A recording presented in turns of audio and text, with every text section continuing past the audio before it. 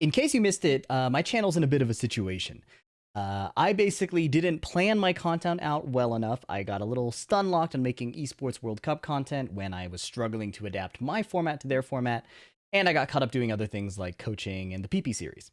We're trying to rectify that now, but our timeline is short because the Tekken World Tour is happening within the week of the time of recording. So we are now doing daily double videos to try and finish the EWC series. And if I can do 2 videos every single day, we will make it. This is episode 9. We just finished Group A. I'm about to pull up the bracket. So if you haven't caught up and you care about spoilers, I mean, it's been a few months. So if you've kept away from spoilers this long, you're the GOAT.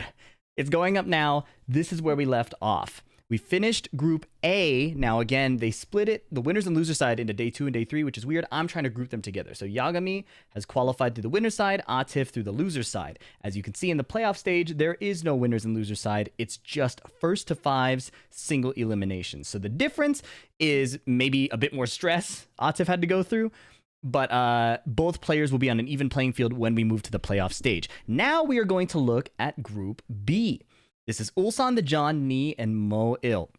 Now, again, in these daily double videos, we are going to be doing the winner side in one video, the loser side in the next video. That will keep it kind of short and digestible, etc.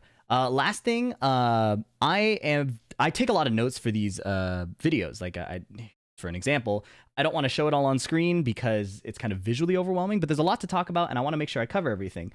But some people want access to these notes. So they're not necessary because I basically talk about it in every video. But if you're curious about how I go through the process, I'll upload these on my Patreon. And you can see the actual written notes I take to prepare for each video. All right, that's enough shilling. Let's get to the Tekken. So the John versus Ulsan. The John, the go-to king player of the world right now. Ulsan, the current strongest player looking into this aside from Atif. At the time of this tournament, we thought Atif was unbeatable and maybe Ulsan was the one with the best chance. Now, what you'll notice right away is that Ulsan isn't playing slow at all. He's playing full speed ahead. And that's pretty crucial. It's pretty crucial because you cannot let your opponent get really comfortable in Tekken 8. And you can see that it pays off with a huge health lead. The reason I stopped to point that out, though, is because King is kind of the counter-hit character in this game, right? He has so many ways to stop you from wanting to attack, and that's one of them, the muscle armor. He flexes, and it recovers. It's almost un-whiff punishable. Lows don't even counter-hit it. You have to grab it, basically, as he does it. Nice duck from the John there. And it's pretty crucial, but that was an insane whiff punish from Ulsan right there. And another nice duck from the John. He's not getting big launch punishes, but his defensive instincts are right there. Anyways, I was saying it's pretty crucial. Nice duck again. It's pretty crucial to not die to that king armor over and over because it puts him in heat automatically. Nice running too. Ulsan again insisting on his offense. Now look at this combo adjustment. He didn't do the Dragunov standard combo because he knew the wall was close. And by optimizing that combo, he got way more damage. Not that Dragunov was short in damage. You see these flexes King is doing? Now Ulsan's slowing down. Now he's really, really slowing down and stopping to force his offense. But he runs into it again anyways. Running knee. Great position for the John. Huge plus frames. Running giant swing. Very impressive. And nice break from Ulsan too. Heat smash he has to guess. The John delays the mix-up. Okay, the John is blocking a lot. There's a counter hit down forward 2 attempt. Run up hop knee. Faking that he's going to do a throw and then doing a mid. And Ulsan ducks the next throw anyways. He's nasty. Down 2, beating the flex. Ulsan not doing anything. He doesn't want to eat a hop knee by going low. And he doesn't want to do a mid into the armor. And he ducks the running throw. Ulsan making a nice adjustment. He played really, really fast at first. And then made the adjustment once he saw when the John likes to do his armor timings. Now he's shimmying, running forward, running 2. Resuming his pressure. He's gotten the John to respect him a little bit more. Now he's going to attack a little more. It's all like micro adjustments mid-round. It's not just between rounds, which is so impressive. It's so hard to change what you're doing mid-round like that, especially at the speed that Ulsan is playing. The John delaying the mix-up. This time the mid hits. Down 3 and a down 4 again. Nice double low to kill. 2-2. Bro, these guys are slugging it out. Now, this adjustment from Ulsan, these little forward shimmies, they don't cause damage right away, right? But they add a little bit of pressure, and you're going to see it pay off in this round. Here's the 1+2 throw on the ground. Running to deep, running to back 4-2. Oh, nice. There he grabs the armor, but position changes. Now he's forward shimmying again. He's establishing a lot of... Wow, the flex armor lasts very long. It beat the super delayed QCF1 from Ulsan. But remember, he's been building pressure with these forward dashes. And that is where the payoff happens. He's conditioned the John to think he's going in. Whether it's actual literal pressure or not, or like literal buttons, it's pressure. He's in range to attack. So the John wants to alleviate this pressure, goes for a down jab, and Ulsan plays sidestep right heat smash. Classic Dragunov situation where you read that they're going to down jab to try and stop your oppressive offense. Quick sidestep, heat smash, end the round. Classical Dragunov play, but set up by the fact that Ulsan was playing forward movement. At this level, they aren't just throwing out down jabs just because. They're throwing it out because you've given them a reason to feel like they need to do that move. And because it's so steppable in this game, huge reward. Incredible sidestep again from Ulsan. And this is the other part that's really cool about Ulsan's play. He's doing offensive sidesteps. You don't know what I'm talking about. It's where he does a poke, and on block run hit, he does a sidestep after to kind of beat the John's quick retaliation. Right, so in neutral, he's shimmying, running up, and doing stuff. But if there's a blocked hit, he'll try to play a tiny sidestep and just get like a jab or a little thing to whiff there. There it is, right there. And it beats King's throws. You see this situation right here? It was on hit. He was +2, stuck in block, and he just played a small sidestep right. Nice player 2-side awareness, too, because he was in crouch. You can only sidestep right after eating a move, like being in crouch, on the player 2 side because of Tekken's mechanics. Nice string awareness. King did 1-2-1. Ulsan sidestepped the last hit. And look at the reward. He's playing defense. He's playing Tekken defense. Yes, he has the power of Dragunov's ridiculous offense, but his defensive prowess is undeniable. No duck on the string there from the John. Nice. Baited the while standing move. There's the offensive sidestep once again, down 2 to kill. He is piecing apart the John, moving around his retaliation, making King look very low tier. I know people have comments on that. Nice. So the John is going to make an adjustment here that's really, really cool. So King players, take note. Your moves are getting sidestepped. Your throws are getting ducked. What do we do? You can play down forward too. It has pretty good tracking, but Dragunov has pretty good movement too. How is he going to deal with this? Running move, a bit of a realignment, beating Ulsan's sidestep, because Ulsan's sidestep blocking. QCF1, down 3, nice. Down 4, there's the armor flex. Be willing to use that liberally. It's extremely strong. 1-1 counter hit. John playing a bit defensively, big low coming, but he's not flinching. He's keeping it really cool. Nice sidestep left, but was late on the whiff punish. Okay, heat burst. And there is his counter. He did a running throw to realign. Ulsan broke it, which was very impressive. And now the John's in an ugly situation. Look at that play. Counter hit throw. He knows Ulsan's going to poke and move. So instead of trying to poke back, he runs and grabs to realign. And then Ulsan countered it immediately with a sidestep duck. We're going to go back over that. That was really good anti-King play. It's hard to do. And Ulsan is doing it magnificently. Nice punish on the shoulder. The John can land a giant swing here. That would be really huge. And Ulsan's trying to stop it by keeping the down jabs and the pokes going. Down forward 1. And suddenly the John doesn't have the HP anymore. But a crouch throw. That was a true punish on blocking the low. He's going to do it again. Down 2. Crouch throw. And the life lead is evening up. Ground throw misses. Armor. Oh, delay the option on. Oh my god. He delayed. He went no mix-up. He ran up, did no mix-up cancel, got Ulsan to duck because he kept doing the mid. Then he stands up and just tries to do a low, catching Ulsan standing again, but Ulsan low parries twice. He low parried twice. Who does that? I'm going to block the low.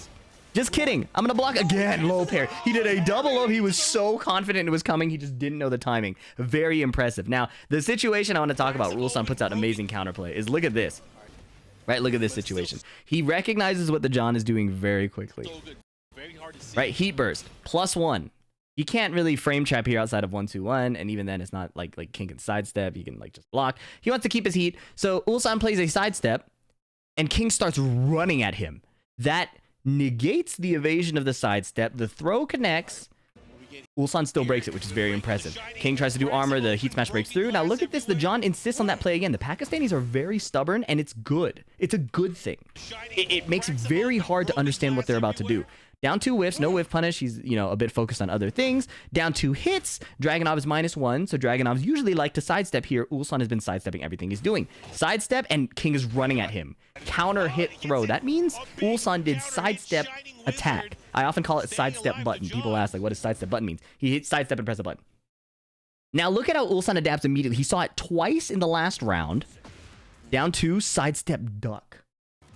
He leveraged the Pakistani stubbornness against the John and immediately adapted. Sidestep duck, beating the throw while standing punish. It wasn't confident enough to do while standing 2 because the throws do recover pretty quickly, but very impressive play. And then, of course, we have that ridiculous low parry situation. The John also very stubbornly blocking low, which I respect a lot, right? But truly the most impressive part is Ulsan being so confident enough to know that this low is, like, he ducks the unbreakable high, right? And still thinks a low is coming. That is competitive, resilience, experience, ridiculous. So, look at the John has his face in his head. I shouldn't laugh. That sucks. It sucks if that happens to you. But, like, that, yeah, that's rough. Ulsan made a good play. The John made a confident read. It just didn't happen to work out. That's Tekken. It's Tekken. It happens at every level. So, Ulsan wins 2-0. So for our next match, we have Ni versus Meo-il. This one, the second one. Now, this is an interesting Tekken 8 match. Both players having to go through some adjustment. Meo-il was mainly a Geese player in Tekken 7. No longer in the game. There's no 2Ds in the game. And Ni playing Brian again. He's a Brian loyalist. Kind of. He's sorry, I should have said a legendary Brian player, but he's a Mokujin of Tekken. He can play almost every character. But what you'll see in his play here that's really cool is this is where he starts to make the adjustment. I made videos on Ni adjusting. Adjusting to Tekken 8. We were going a bit in the past now, where you're seeing signs of the adjustment. It's not fully refined yet, but he's starting to cook. He's using his defensive style of putting a lot of, like, ducks in neutral to shut off your high offense. But he's starting to use a lot more buttons, and it really pays off. And Meo-il's showing a lot of high-level Jack play. Jack, I think, has struggled a lot in Tekken 8 outside of very particular players, like Joe Crush, who is constantly doing really well on the international stage. But Meo-il, I think, also shows a lot of good Jack play. He uses the stances really well. He uses the armor really well. His style is pretty good. Nice side swap throw, crouch into a while rising punish, and Ni is eating a ton of damage. Ni just playing some defensive movement here. Not the best punish. Ni's punishment is not super good in Tekken 8. Part of it could be age, part of it could be he's just still adapting to the game, right? So you're focused on other things, your punishment tends to fall first. Right, that big forward headbutt is a great Jack move. It leads to a guaranteed crouch throw on hit. Oh my god. 3 hatchet kicks. Ni is like, this is a Tekken 7 player. He is not gonna duck. Miss jet upper punish, but that's okay. Duck on the second hit high. Ni's defense is sharp, but the punishment isn't quite there. Nice duck on the high again. Confidence. You wouldn't see this a lot on low level because Jax will probably just throw out unsafe mids, like down forward 2. But at this level, he knows Meo-il isn't just going to throw out a down forward 2 because Brian can launch it. Meo-il ducks Brian's high, right? This style of play is kind of dependent on the fact that both players know they're going to play safe. Like, I don't think Ni would try to duck jabs if he were fighting in green ranks, right? Or fighting in, like, red ranks or blue ranks even. That's a very high level thing, but it's really cool because the reward is not very visible unless you get damage. Anyways, he just killed him there with the heat dash combo, 2-1. Forward headbutt again, Ni's sidestep blocking, so he's not getting caught. That's a launch punishable move, but it's very hard to launch. It comes out so fast, and Jack has so many threats. Everybody's punishment in Tekken 8 is kind of weaker. Unlucky trade there for Ni. Meo-il, nice float conversion. Ooh, missed the flip over. Okay, Jack down back 1, and then he backs off. Does not continue the pressure. 2 jabs, and then a mid, catching Ni out of his approach, 2-2. Meo-il, nice at using Jack's long-range moves, even against Brian's long-range himself. That was such a good armor move. Jack has a flex just like King's. Guaranteed follow-up, but Meo-il saves his heat. Don't blow your heat right away. You still have tons of more heat bar to work with. You can continue the pressure, right? Now he gets these situations. He could threaten the unblockable again and just end the round. Flex, grab, Ni goes under. QCB1. Heat to continue pressure. Big whiff, small punish, 1-2-4, counter hit. This YouTube channel, we love to talk about frame traps. Oh! Spring kick into jet up or punish. The spring kick looked like it was going to be a whiff punish because he missed the hatchet kick, but Meo-il was just a bit late and he got to block, and that is such a good punish. Oh my god, this dude Knee takes. What was good here, by the way, is knees +5 after the heat dash, right? Forward 3 is 16 frames. So Meo-il, if he did a down jab, actually would have beaten him to the punch. But Meo-il tried to do full crouch down back 1, got a little misinput. You can see it if you go frame by frame. He does like a little double duck. And this mid hits. Your frame traps don't have to be airtight, right? There can be gaps. It just, if it beats most slow options from your opponent, it still controls what they can do. Let's just see that again. That was sick. So Knee takes game 1. And they roll the same stage again. I used to think, I actually made the argument that like Tekken 8's randomness is kind of whack, and then I got disproved by a Reddit post that I actually really respected this post. The guy did like a data-driven approach to determine that it actually is truly random. We just have like human bias that the same stage pops up.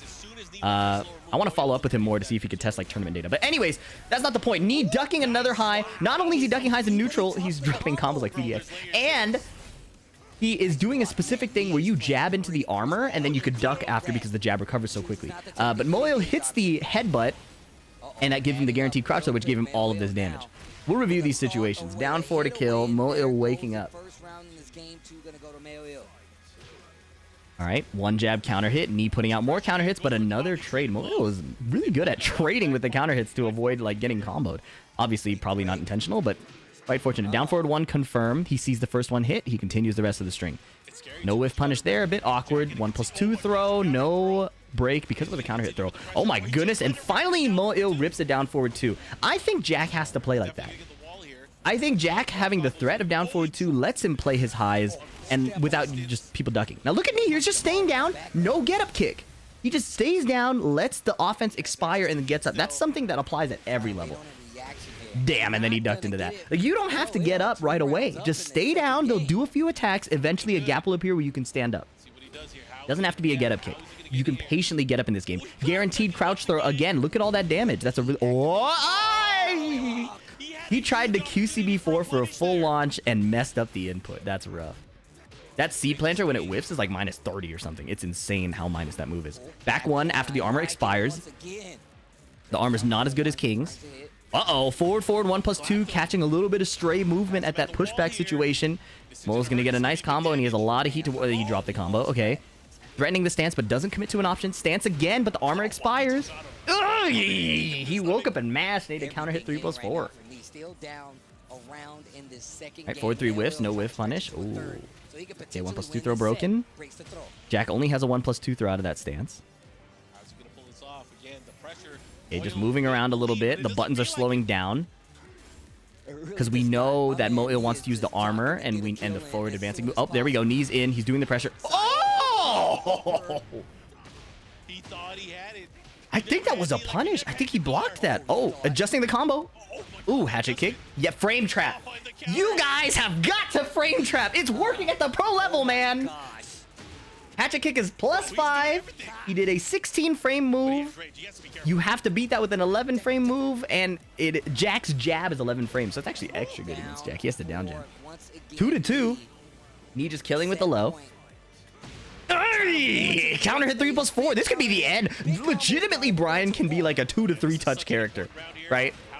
Taunt on wake up? Nope. Meo-il side rolls. He does not tech roll. Oh, he tried to go for the killing mid, and Meo-il didn't duck. Now Meo-il's pushing back mid, and he's going to try to get off the wall. No attacks, just sidestepping. Get me off the wall. Here we go, QCB1. Long range move. Snake Eyes string. Knee still has heat. Uh-oh, but he's at half HP. The opportunity to use heat is decreasing. The big duck, no miss punish. Oh, flip over.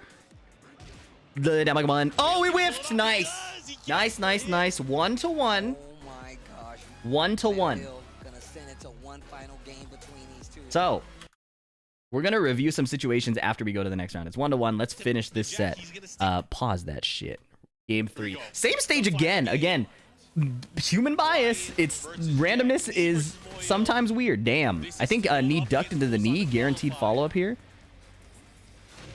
No, QCF 1+2. Huge range control from Ryan. Oh, hatchet kick. And he ducked under. He baited the armor again.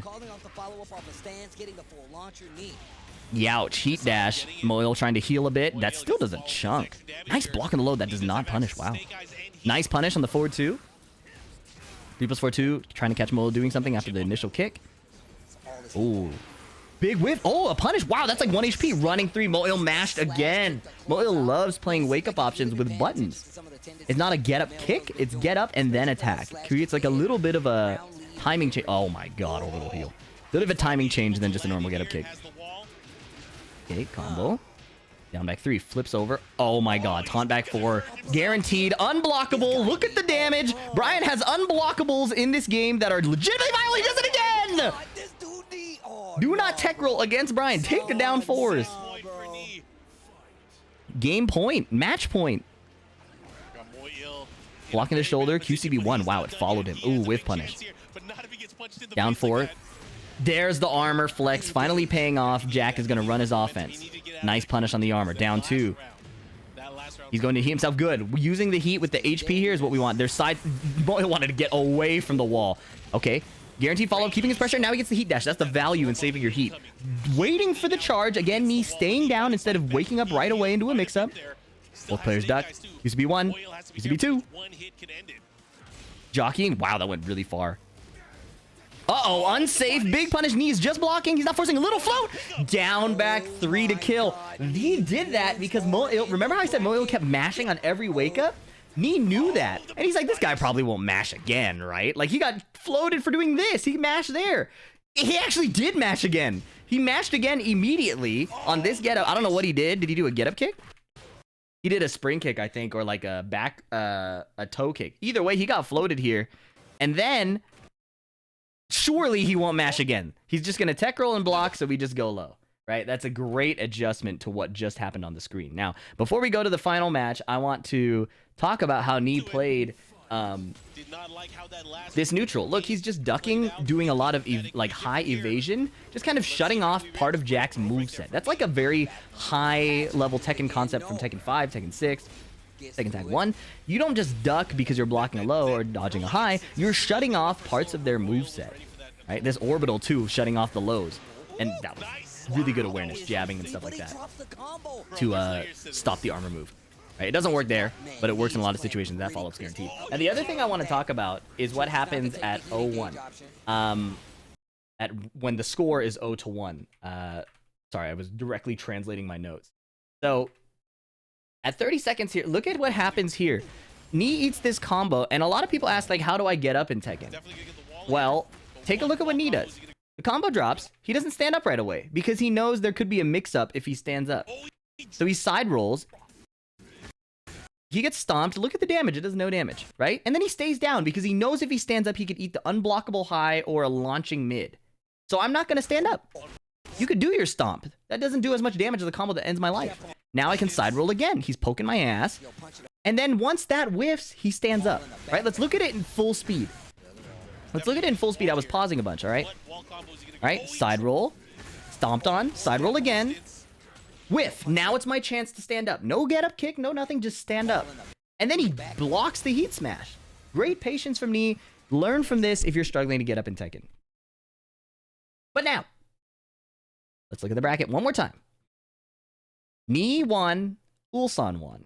That means, for the people who are very adept at critical thinking, Nee versus Ulsan.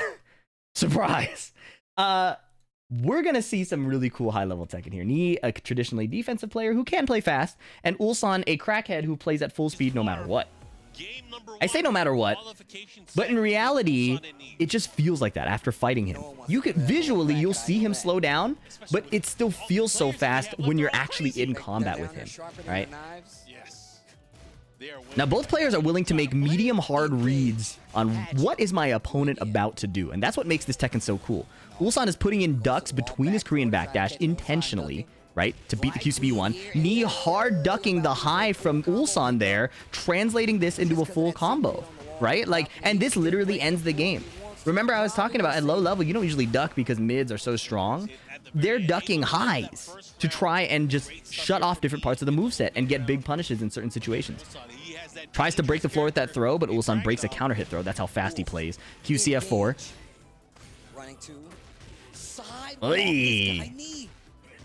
Okay, running 2.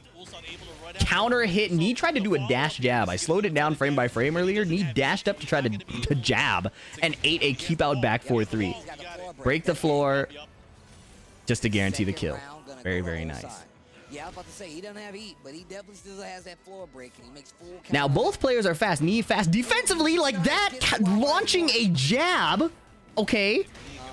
Ulsan aggressively fast. Also good at whiff punishing, things like that. But Knee right there, even with like a 20-year age gap-ish. Very impressive stuff. Run up. He did run up low and then a homing high. 1+2 throw is broken. Eat smash. Huge plus frames. You got to block. Hatchet kick. Yep. Tracking the sidestep button with the snake eyes string. Crucial. Crucial information. Now, 2-1. Knee just forward walks a couple times. Counter hits Ulsan's down forward 1. Beautiful Tekken stuff. Okay, down forward 1. Stop moving around. Just sit still. Nice punish. Shoulder. Small punish. Down 3. Forward 2 string again. They both did the same speed move, but Knee was just a bit faster. Down 4 to kill. Very, very good stuff. I want to talk about some of those situations, but let's continue watching the match. This is some really good stuff. So 1-0 to Knee. Knee looking in absolute control. Ulsan constantly dying for dash blocking and getting counter hit. Boom, there it is again. QCB 1. Ulsan dashed up and got counter hit. Combo adjustment from Knee. Doesn't finish the wall because he only gets 2 hits when it's a low wall splat. Hatchet kick. 1-4. Oh my god, he counter hit him with up forward 2. Ulsan is getting blown up for every choice he makes. Taunt 4-3, full charge for some frames. Ulsan mashes and then dies it down for perfect in 20 seconds. Ducking under the jab, nice, but he was a bit late on his punish. Ducking the QCB1. Okay, Ulsan making some adaptations. Dash blocking now. Down forward 1 from a distance. He wants to stop Knee's movement and stop his attacks. Down forward 1 is a good choice from that. Sidestepping around, getting a bit off the wall, and string extension. Hatchet kick blocked. Knee tech rolling away from the wall. QCF4 hits, though, and this is an ugly Dragunov situation. Nobody wants to be here yet. Knee tries to orbital, which I like. He's only -4. He tries to orbital, but he gets blown up by the heat smash. Okay, down 2, tracking the sidestep. Crucial Dragunov low for that. 1-2-1. Dragunov playing faster now, right? Ulsan playing immediate time. All this dash block is getting him killed. Now he's poking. Now he's dash blocking again. He played this fast style early in the round, and now he's back to his shimmying, right? He did just enough for it to work, and then slowed down. And now he's slowing down again. Brian has to counter hit him. He's not afraid of the hatchet kick alone. So he's just going to chill out. Gets caught stepping. That's the strength of the forward 2 string. That's why he uses it. Even if you step it, you can't whiff punish it. It realigns. And nice block on the hatchet kick. Like I was saying, Ulsan knows the hatchet kick is coming. Really, really sharp players can start to see it. I'm not saying everybody should see it, but it is a thing. Okay, Ulsan slowing down again. He played that one fast early round and then slows down again. Now he's in his face, running 2. Got a whiff opportunity just to pressure. Okay, fast poking again. Then he chills out. Sidestep duck, sidestep down jab. Backdash away. Okay, a little keep out cheese. You know, throw it out once in a while. Down forward 1 clips him. Run up jab. Run up grab. Run up jab again. Okay. These faster options prevent me from kind of moving around and finding a counter hit timing. Oh, punish misses. Wow. Heat burst. Heat smash. Ulsan wants to end it now. Puts us back to the wall. Down 2. Watch the orbital. Down 2. While standing 4. Knee sidesteps. Side ducking. Ducking. They're both playing around each other's highs, mids, and lows. That is Tekken. Oh, raw rage art? No. Ulsan really, I think, got in his head, in Knee's head, with that early aggression in round 2. That was really sick stuff. So Knee had downloaded his timings. Oh, wait, look. Ulsan's playing a bit faster again. Okay, nope, he gets clipped. Down 2, immediate timing. Running 2.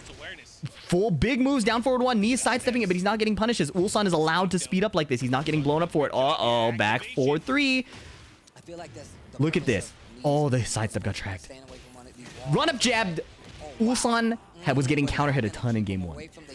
In game 2, he changed up his timing, and then here he's deleted his save data.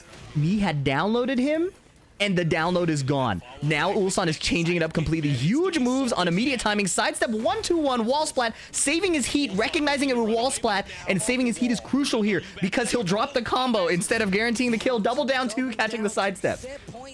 2 straight rounds off of a complete changeup. How does Knee adjust? Down forward 1. Knee's starting to poke back. Forward 3 gets sidestep. Oh my god. His sidestep gets back 1+2. His back is to the wall. Knee doesn't bite. He also doesn't duck. Down forward 1. Catching sidestep armor. Down back 3. Uh-oh. Counter hit. Huge permanent damage. Knee's back to the wall. Shimmy again. Counter hit down to orbital. Here we go. Wall carry's gonna hurt. He doesn't kill here, right? Like, the damage... He dash. Oh my god! It was the last hit! That combo drops off axis. He needed the perfect conditions, often by sidestepping mid-combo to set that up. Now he's playing way faster. Look at this. Jabs and pokes. And then he blocks right when Ulsan retaliates. The jab whips. QCF 1+2. Hit back 4 hit. Back 4 hit. Huge damage. All guaranteed. Up forward 2 combo. If you tech roll, there's a taunt coming. Down forward 1. Okay, counter hit string. That's huge damage. Oh, he tried it again. He ducked it. He didn't launch it. Hatchet kick. 1-4 through the armor. 2-2. Knee also deleted his save data. He's poking back. Down 2. Jab. Oh, he counter hit. Oh, he tried to whiff punish, but was too slow. 1-2. Oh, he's blocking. Shimmying a bit back to the wall. Knee got a great position here, but then Ulsan activates heat to try and get his position back. 2-1. Uh-oh, QCF 4. Uh-oh, QCF 4 down 2. Heat smash is coming. 1-2-1. Ulsan clutching it out at the end. It's so dynamic. That was really, really close at the end there. That last game is really cool, and I think to kind of appreciate that last game, you have to see how Ulsan kind of died in game 1. The counter adaptations here were really sick. So like, look at this last round, right? Look at how this last round went. All right, I'm gonna slow-mo it real quick. Look at Knee's movement before this launcher, right? I'll turn the volume down. Forward walk, counter hit 3+4, right? Like, it's pure movement pressure. Look at Ulsan. You saw Knee, look at Ulsan. Sidestep, duck, forward dash, down forward 1. Right? So he forward dash block technically. So he's doing all this movement and getting killed for it. And that's crucial data because when we go to game 2, he tries it again. Right? He tries it sorry, right here. We'll go half speed again. And look at how Ulsan starts the round. You've got a bit of a preview there, right? Look at how Ulsan starts this round. Okay? He does sidestep jab, forward dash, forward shimmy button, and he gets counter hit launched, right? And look at how Knee played it. Right? Look at what one player did. Look at what the other player did. Knee does sidestep duck, ducking the jab, sidestep counter hit button, right? So he's just playing this movement that is so hard to get around. And Ulsan is getting murdered for it, right? So, and once you eat one counter hit from Brian, you're pretty much dead. It's really ugly, right?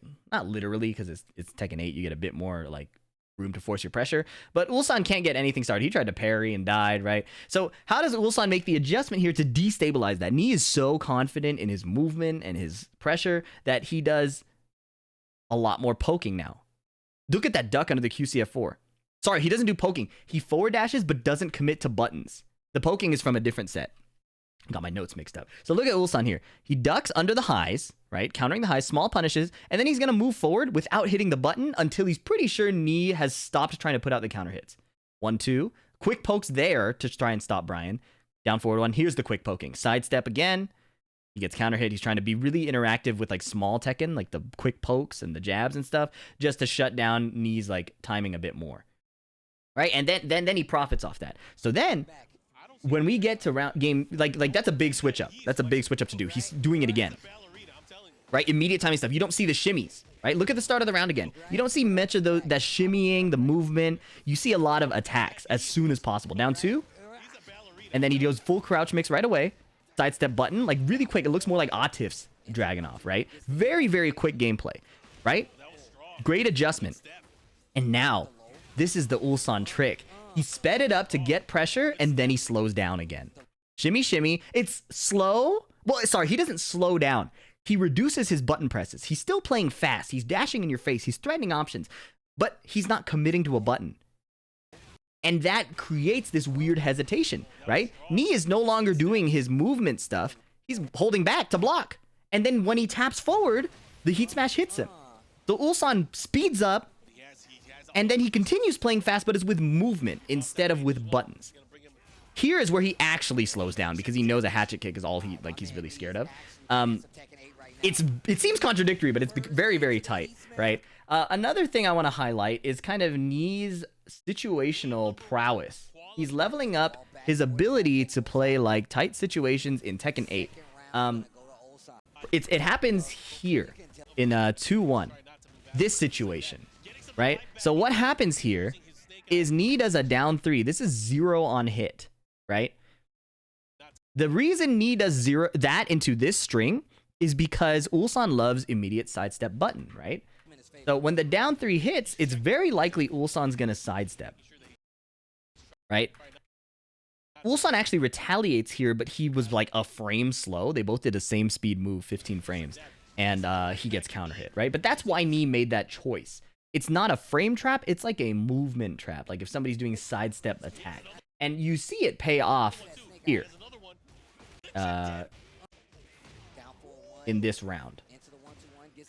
Should have taken notes on when it actually happens. It'll pop up. We need Knee to go into heat. We need him to go into Snake Eyes. Oh my god, that orbital would have been so crazy if it hit. The fact Ulsan blocked that is so sick. Yep, tons of chip. The chip is like kind of a big deal, but it's not the end of the world when you're fighting Brian. Here, right? Look at this. So this is a similar situation, actually a bit better. The heat burst is +1 now, right? Right, so Ulsan can still sidestep. It's just, you know, slightly worse, barely worse. Now the 4-2 whiffs. This move has no tracking, but the second hit tracks. So whether he sidewalks, does sidestep attack, or anything, you kind of just have to hold that. And that makes Brian have this nice tracking option that's really, really high reward. Medium reward, maybe. In any case, Ulsan comes out on top, qualifying for the playoff stage in this very final situation. Oh, sorry, one last recap thing. So you remember how Ulsan kind of dialed up his speed and then with buttons, and then kept the speed high but used movement, right? So now Knee has to deal with 2 modes of Ulsan. Is he gonna play buttons, or is he gonna play like movement, right? And there's also the initial early style where Knee was counter hitting every time, right? So look at how Ulsan plays now. Sidestep, duck button immediately. Shimmy again, and then buttons. He like backdash twice, buttons. He got hit here, whatever. Down 2 after getting hit, running 2 after getting hit, full huge low, nice block. What the heck? Run up, down 2. And then a weird, like, half shimmy. He didn't forward dash twice. He went, like, forward, back, forward, and then back 4-3, and Knee ducked. He ducked trying to beat the jab. So Ulsan called out Knee's hard read on his highs. Like, is that not so crazy? Is that not crazy that these guys are playing around making each other's jabs whiff? Recall that in this situation, at 1-1 here after this round, look at this. Knee ducks a jab and launches it. Can you fathom the idea of paying attention to your opponent's jab timings and ducking and launching that? And then, can you fathom the idea of knowing your opponent is looking for your jab and then hitting him mid on that timing? Do you see that? Knee ducked. Look at this. Knee hard ducked. It was not a backdash. It was a hard duck, and he got kicked in the fucking face. Pardon my language. Last thing I'll say about kind of hard read ducks, and that's how Knee got to the bottom stage of this floor, is with a hard read duck. So it's not like Ulsan saw the jab, or like, and that knew he was going to go for it. Knee's been going for it this whole time. Like, Ulsan tried to call out Knee sidewalking here. Right? He tried to call a sidewalk, needed sidestep duck, and went underneath the homing move, right? So Knee has shown that he's trying to duck these things, and they've played a lot before. But regardless, the level of play is just ridiculous. So the final results, we'll watch the interview in a sec. Ulsan qualifies through the winner's side to the playoff stage. So the final bracket is looking like this. I meant to show this earlier in the previous episodes, but I missed it. So sorry. So we have Yagami, Atif, and Ulsan. The loser side, the next video, we'll see the John versus Meo-il, and then the winner of that versus Knee, who will also qualify, and everybody who qualifies again in the same bracket. Now, let's watch Ulsan's interview. Ulsan's English is pretty good. I'm going to turn up the volume a bit, and yeah, thanks so much for watching. Hope you've been enjoying this Esports World Cup content. What an absolutely gripping nail biter that was, down to the wire. All right, let's get this. What an absolutely gripping nail biter that was, down to the wire. Man, let me see your hands. Oh, the nerves are there, but there's a sigh of relief as well. Man, all the way down to the wire, first taking out the John and then knee with a brilliant comeback. How are you feeling? Yeah, exactly. Super happy. Because this is I got a second place last year, but this year is like when I see my group, first time I see the group, there's Aslan, Ed, John Ding. I was seriously nervous. I got nervous, worry, but now I make top 8, and I have after 5. See you guys. Now, before we get into that a little bit, you're definitely you've definitely got a lot of fans here in the Amazon arena. Now, what I wanted to ask you is, of course, that was very close in the first 2 games, but that final game, you just kind of steamrolled him. What did you understand about how you had to win against Knee? I think when I get loose, I always think I'm hurry now. Always I'm hurry now. So think, just relax, and don't press, don't messing. People don't think like this, but I think it's relaxed.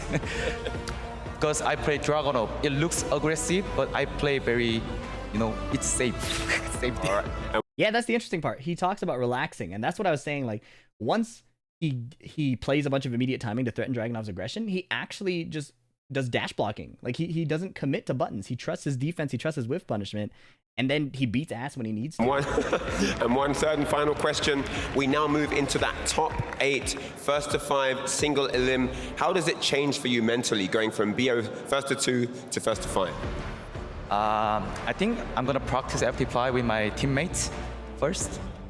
And FT5 is definitely different game. It's like download game.